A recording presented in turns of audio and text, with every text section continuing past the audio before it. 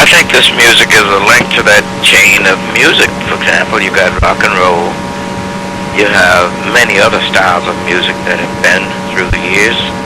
When I was a boy, we had the fad of boogie woogie, which some of it still sticks around today. And you've had the many other fads of music, the mumbas and the rumbas and so on. And all of this is just a chain of that family of music from around the world. And I think that blues plays a big part in it. When you came into the position where you were recognized as an influence on so many rock players, even going back to the 60s with, you did a tour with the Rolling Stones, and it's continued ever since with people like Eric Clapton and U2, with what you did with Rattle and Hum record. Did it surprise you when those accolades from younger musicians start coming your way? It surprised me when people start to talk about it, yes. Because I had no idea that I had been an influence on anyone until I started reading about it in magazines and papers. I think the one thing that got me mostly, I was reading once where when John Lennon was being interviewed and they asked him what is it he'd like to do, and he said, play guitar like B.B. King. And when I read that, I almost fell out of my chair. I couldn't believe it, as talented a man as John Lennon and the Beatles were. And for him to like me was really extraordinary as far as I was concerned. Wow. And still is today. So that's when I started. At first I just read it and heard people talk about it. I didn't really believe it until I started to hear about it more and more and more. And then I started to believe it. I thought first it was just somebody talking. Well, yeah, I think that when musicians are talking about, I've been interviewing musicians at the paper here for many years, and I've talked to some very famous people, and I believe, BB, that when a musician drops another musician's name, not only are they being very sincere about it, but they honestly hope that somehow that interview gets back to that person. So I would take it to heart. I'm sure they all meant it. Well, I'm happy to hear it. Believe me, it's really, pleasing to hear that people will give you compliments. Sure. When I started, even until not so long ago, I never thought in terms of what influence I may have on others. I knew what influence people had on me, but I played because I enjoyed playing. It's something that I love to do, and I wasn't trying to impress anyone, really.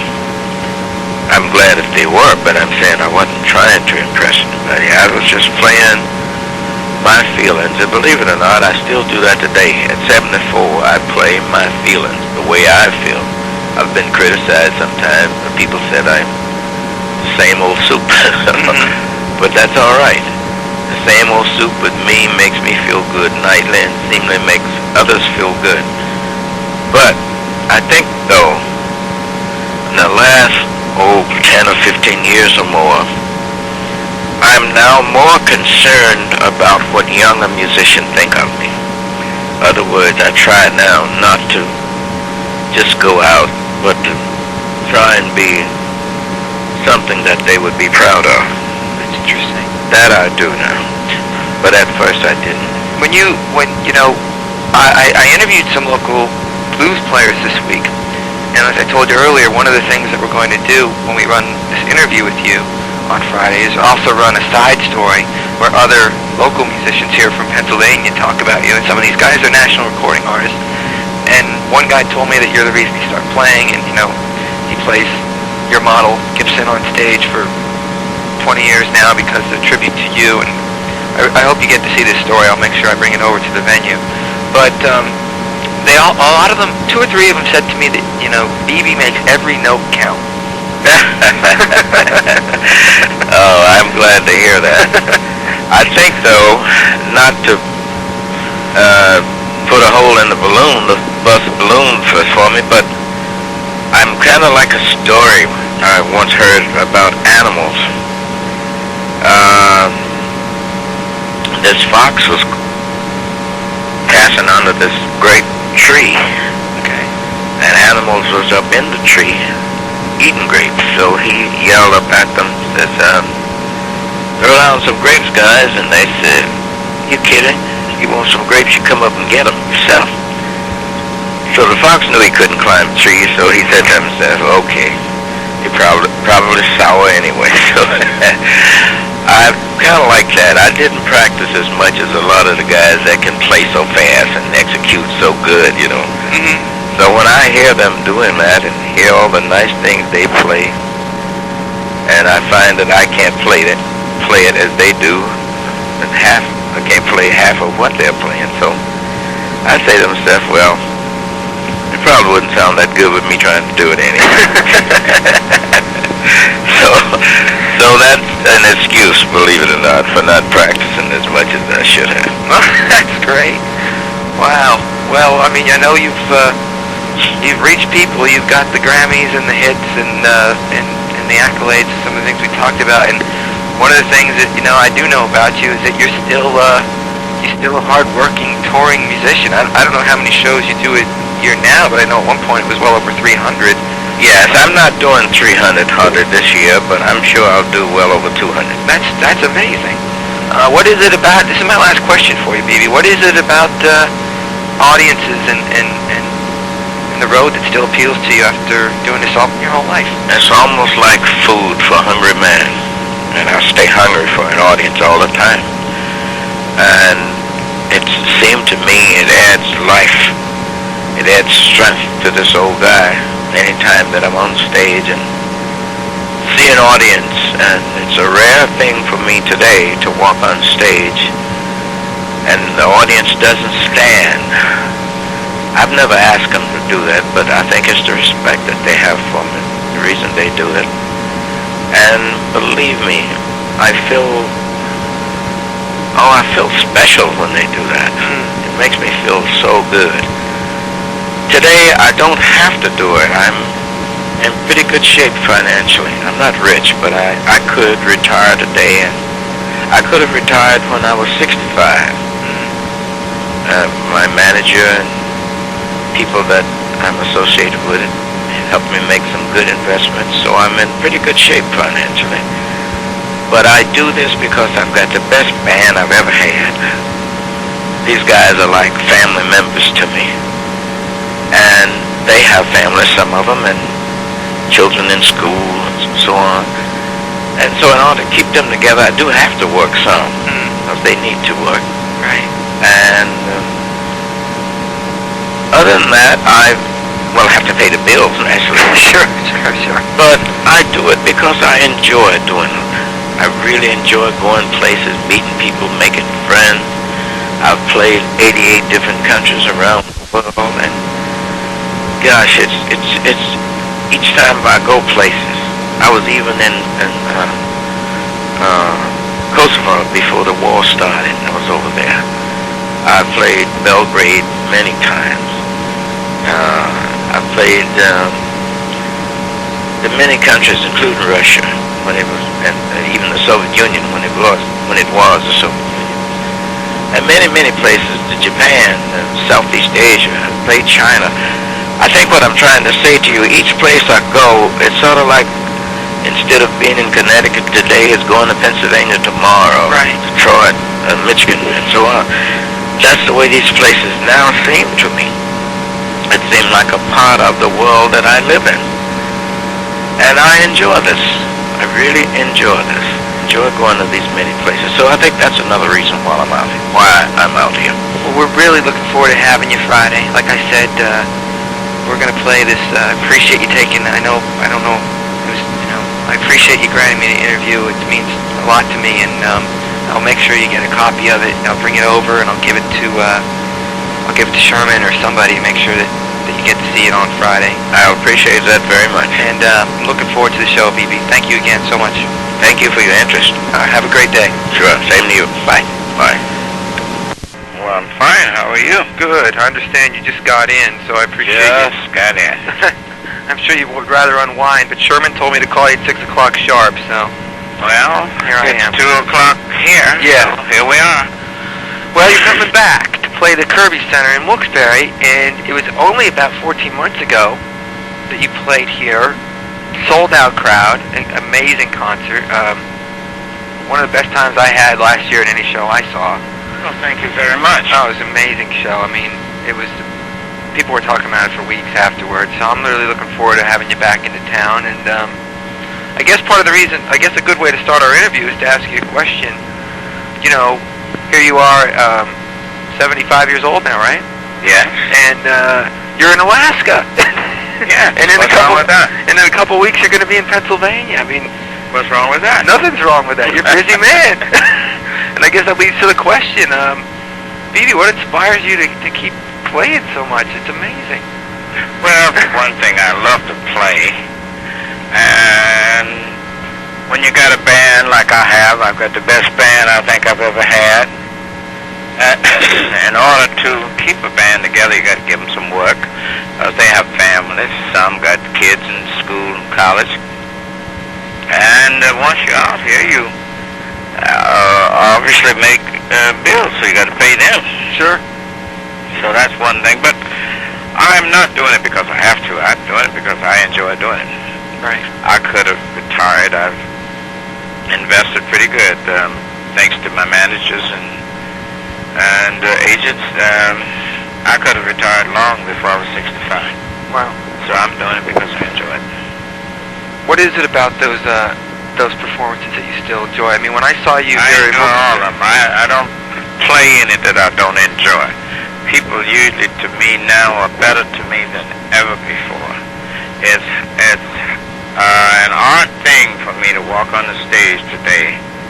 People don't stand, and that automatically lifts my ego. It makes me feel good. It makes me feel loved. It makes me feel respected. And all of these things in one. And boy, I almost cry every night when they do it. Well, one of the things I noticed, because I had a real good seat last time when you played in Wilkes-Barre, in addition to the music and the soul and the blues and the pop and the elements that you combine, the thing that I didn't know about your show, because it was the first time I'd seen you, is that you're funny. You have a great sense of humor, and you use it almost in between every song to make people feel lighthearted at the concerts, which is sort of contrasting with the music, because the music is blues and the songs, some of them are sad, and yet you're not sad at all up there. Well, as you mentioned, you said some of them are sad. Some of them, yeah. All right. You just if you think about what you said some of them, which mean all of them are not sad. Oh no, definitely not. So if all of them are not sad, that just shows you that the word blues means just a name for a type of music that's done by people like myself and started by the slaves. So it doesn't necessarily, because it's called blues, that it all has to be droopy drawers, like, you know. Right. Is that sense of humor something that you've always had? I don't know. I didn't know I had a sense of humor. You're telling me. You do. You do. Trust me. You do. Well, if you say so. One thing I learned about records, for example, when critics criticize me, I never argue when it's positive. So if you say I have a sense of humor, I'm happy, because I really want the people to enjoy themselves. I think that musicians mediocre like myself, you do everything you can and put it into one to try to make the people enjoy themselves. You understand? If I go out and just play and never say anything, people don't know how I feel. But if I can talk to them, get them to sing a little bit sometimes, and tell them something that maybe they didn't know, not to try to, make them feel like they're at a funeral, right? But to make them feel good. And so some of the songs is meant for people to reminisce, and others are meant for you to want to get up and dance if you could, Did you, a lot of places they don't allow it, but I still would like to see it. You just said something about you being a mediocre musician, but yet you're considered one of the most influential and important guitarists of the 20th century. I think it, but if you notice, I also said I don't argue with my critics on that part. But you're known for playing more Substance and Flash, and I know some people, I don't know if you, you might not remember this, because I know you do a lot of shows, but when you played here last year, I asked one of the people that worked at the venue to give you the copy of the interview I did with you that time. Yeah. And in addition to the interview, what I did was I asked a lot of area guitar players from here in Pennsylvania what you meant to them. And I had quotes from all these local blues guitarists and rock guitar players about you. And they were all basically saying wonderful things. So I hope you got that. I'm glad to hear that. Thanks a lot. I hope you got that, because I asked them to give it to you that night at the show, and they said they gave it to you. But sometimes people tell the truth. Yeah. Well, I'll bring another one this time just in case. But I sure appreciate that. These guys all basically said that you could do more with one note than most guys could do with 10. Oh, can you respond to that analysis? Yes, thanks. Oh. They're talking about playing with feel. They're talking about playing with substance instead of flash. I understand. I think I understand what you're saying. Yeah. Well, if you notice talking to me, I don't talk that fast.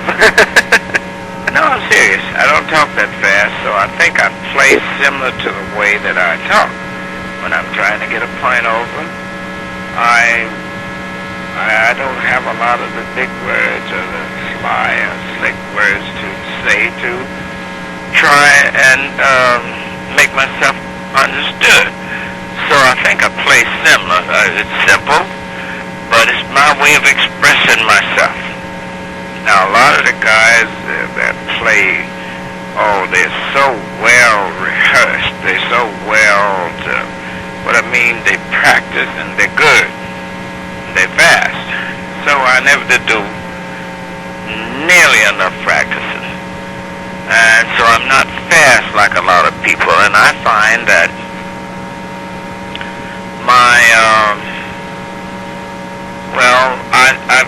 I heard a story once, and maybe this will tell my story a bit. There was a fox walking under a tree, and a lot of the animals was up in the tree eating grapes. So the fox wanted some grapes, and he yelled up at the other animals, "Hey guys, throw me down some grapes." And one smart aleck animal said, "You want some grapes? Come up here and get them." Well, the fox knew he couldn't climb trees, so he said, "Oh, okay. They're probably sour anyway." So when I can't play all those notes like those guys, I say to myself, well, probably wouldn't fit me anyhow. Who are some of your favorite people that have said you're an influence on them? I know people like Eric. I've never had any of them to tell me that I was an influence. People like Eric Clapton, and he never told me that I was an influence on him. I've heard him mention Albert King and some of the other guys, but I've never seen where he said that I was an influence on him. He did tell me that he listened to me in the beginning. Oh, okay. He told me that, but he never told me. But I've read where he said that he listened to Albert King, I believe Muddy Waters, and a few of the guys like that. That was his idols. Who are some of your favorite people that have said it? I've never had anybody to say it to me. That's what I'm telling you. Really? No. I remember reading once where John Lennon was being interviewed, and the interviewer asked him what would he like to do. And I read what he said, play guitar like B.B. King. Now, you must know I almost fell out of my chair reading that.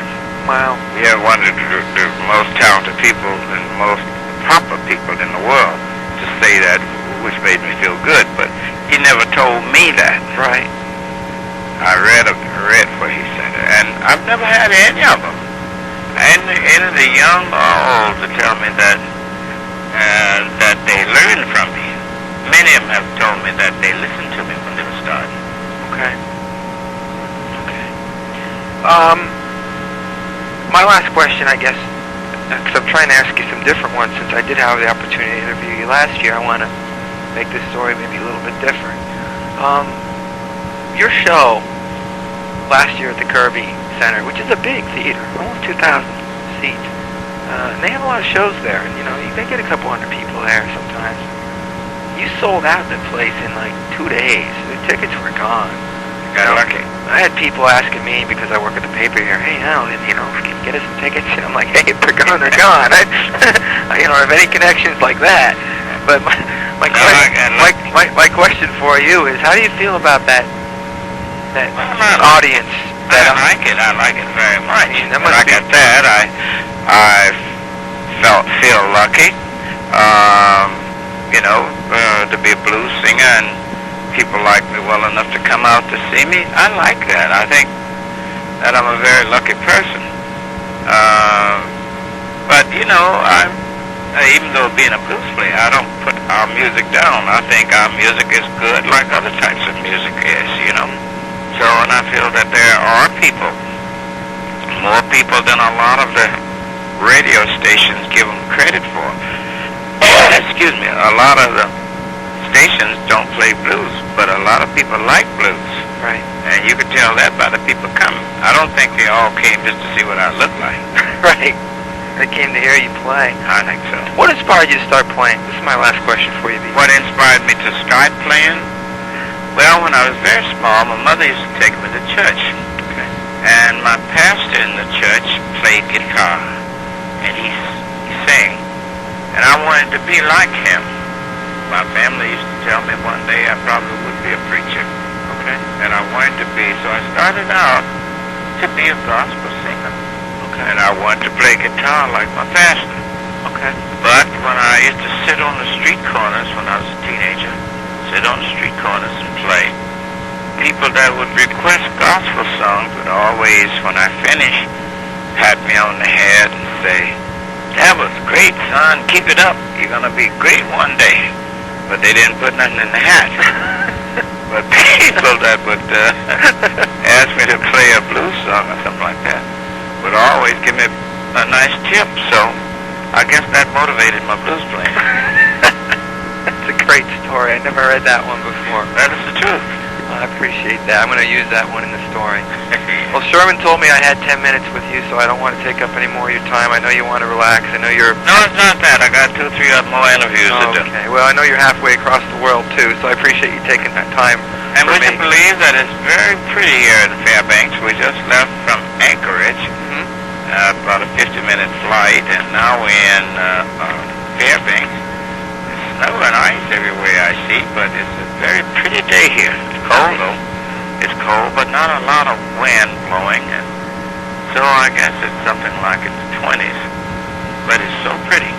Oh, hopefully we'll have a pretty day for you here. You're in Wilkes-Barre on April 5th, so about 3 weeks from now, 2.5 weeks or so, and I'll make sure you get a copy of this one too. I look forward to it. It would be nice if you came in and said hello. You don't have to catch the show if you don't want to. Oh, I'm going to catch the show, but I'll come by and say hello, and I'd love to see you and say hi to you and let you give me that copy that they were supposed to give me at first. I will do that. Thanks, Okay. CB. Pleasure. Have a good show. Bye-bye. Bye.